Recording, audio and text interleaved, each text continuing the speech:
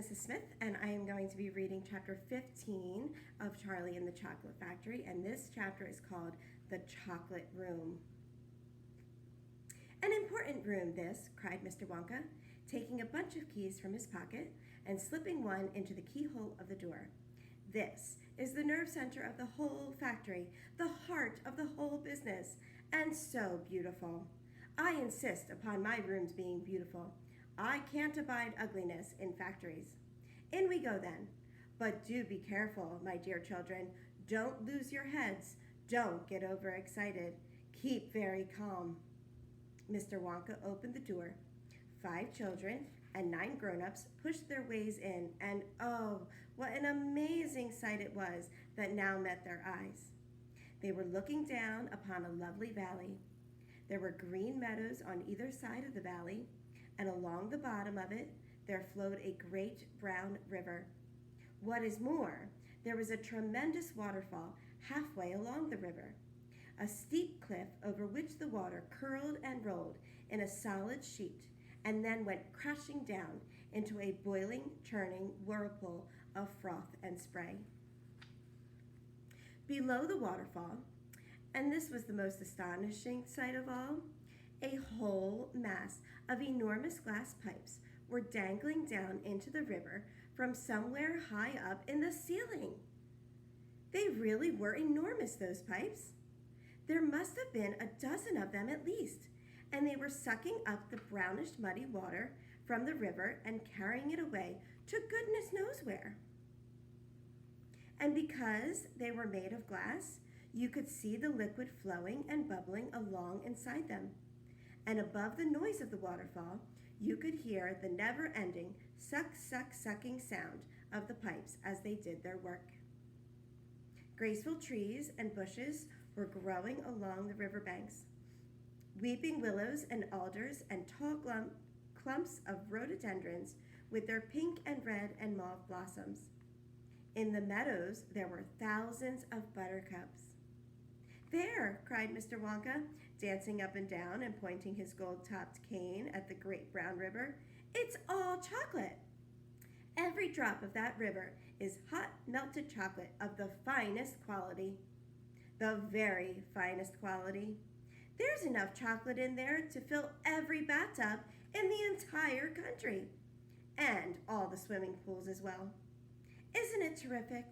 And just look at my pipes. They suck up the chocolate and carry it away to all the other rooms in the factory where it is needed. Thousands of gallons an hour, my dear children, thousands and thousands of gallons. The children and their parents were too flabbergasted to speak. They were staggered. They were dumbfounded. They were bewildered and dazzled. They were completely bowled over by the hugeness of the whole thing. They simply stood and stared. The waterfall is most important, Mr. Wonka went on. It mixes the chocolate. It churns it up. It pounds it and beats it. It makes it light and frothy. No other factory in the world mixes its chocolate by waterfall. But it's the only way to do it properly. The only way. And do you like my trees, he cried, pointing with his stick? And my lovely bushes? Do you think they look pretty? I told you I hated ugliness. And of course, they are all eatable. All made of something different and delicious. And do you like my meadows? Do you like my grass and my buttercups? The grass you are standing on, my dear little ones, is made of a new kind of soft minty sugar that I've just invented. I call it Swudge. Try a blade, please do. It's delectable. Automatically, everybody bent down and picked one blade of grass. Everybody, that is, except Augustus Gloop, who took a big handful. And Violet Beauregard, before tasting her blade of grass, took the piece of world record-breaking chewing gum out of her mouth and stuck it carefully behind her ear. Isn't it wonderful? Whispered Charlie. Hasn't it got a wonderful taste, Grandpa? I could eat the whole field, said Grandpa Joe, grinning with delight. I could go around on all fours like a cow and eat every blade of grass in the field. Try a buttercup, cried Mr. Wonka. They're even nicer. Suddenly the air was filled with screams of excitement. The screams came from Veruca Salt. She was pointing frantically to the other side of the river. Look over there, she screamed. What is it? He's moving. He's walking. It's a little person. It's a little man. Down there below the waterfall. Everybody stopped picking buttercups and stared across the river. She's right, Grandpa, cried Charlie. It is a little man. Can you see him? I see him, Charlie, said Grandpa Joe excitedly, and now everybody started shouting at once. There's 2 of them. My gosh, so there is. There's more than 2. There's 1, 2, 3, 4, 5. What are they doing? Where do they come from? Who are they? Children and parents alike rushed down to the edge of the river to get a closer look. Aren't they fantastic? No higher than my knee. Look at their funny long hair. The tiny men, they were no larger than medium-sized dolls, had stopped what they were doing, and now they were staring back across the river at the visitors. One of them pointed towards the children, and then he whispered something to the other 4, and all 5 of them burst into peals of laughter. But they can't be real people, Charlie said. Of course they're real people, Mr. Wonka answered. They're Oompa Loompas. That's the end of chapter 15. Happy reading, everyone. Hi, I'm Mrs. Hummel, and I'll be reading chapter 16, The Oompa Loompas. Oompa Loompas, everyone said at once. Oompa Loompas! Imported direct from Oompa Loompa land, Mr. Wonka proudly. There's no such place, said Mr. Salt. Excuse me, dear lady, but Mr. Wonka cried, Mrs. Salt, I am a teacher of geography.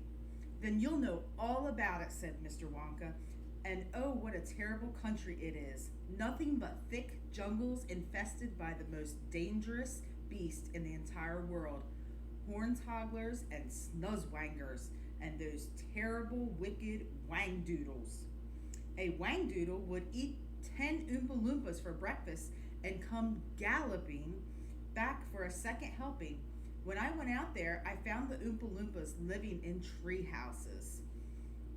They had to live in tree houses to escape from the wangdoodles and the hornswogglers and the snoozewangers, and they were practically starving to death. They were living on green caterpillars, and the caterpillars tasted revolting. And the Oompa Loompas spent every moment of their days climbing through the treetops looking for other things to mash up with the caterpillars to make them taste better.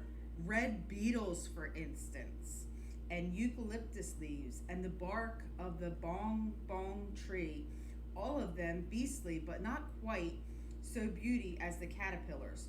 Poor little Oompa Loompas. The one food that they longed for more than any other was the cocoa bean, and they couldn't get it. And Oompa Loompa was lucky if he found 3 or 4 beans a year. But oh, how they craved them. They used to dream about the beans all night and talk about them all day. You had only to mention the word cocoa and to a Oompa Loompa, and he would start dribbling at the mouth. The bean, Mr. Wonka continued, which grows on the cocoa tree, happens to be the thing from which all chocolate is made. You cannot make chocolate without that bean. The bean is chocolate. I myself use billions of beans every week in this factory. And so, my dear, as soon as I discovered that Oompa Loompas were crazy for this particular food, I climbed up to their treehouse village and poked my head in through the door of the treehouse, belonging to the leader of the tribe. The poor little fellow, looking thin and starved, was sitting there trying to eat a bowl full of mashed up green caterpillars without being sick. Look here, I said, speaking not in English, of course, but in Oompa Loompish. Look here, if you and all your people will come back to my country and live in the factory, you can have all the beans you want. I've got mountains of them in my storehouses. You can have beans for every meal. You can gorge yourself silly on them, and I'll even pay your wages in cocoa beans if you wish. If you really mean it, said the Oompa Loompas leader, leaping up from his chair. Of course I mean it. And you can have all the chocolate as well. Chocolate tastes even better because it's got milk and sugar added. The little man gave a great whoop of joy and threw his bowl of mashed caterpillars right out of the treehouse. It's a deal, he cried. Come on, let's go. So I shipped them all over here, every man, woman, and child in the Loompa tribe. It was easy. I smuggled them over in large packing cases with holes in them, and they all got here safely. They are wonderful workers. They all speak English now. They love dancing and music. They are always making up songs. I expect you will hear a good deal of singing today from time to time. I must warn you, though, that they are rather mischievous. They like jokes. They still wear the same kind of clothes they wore in the jungle.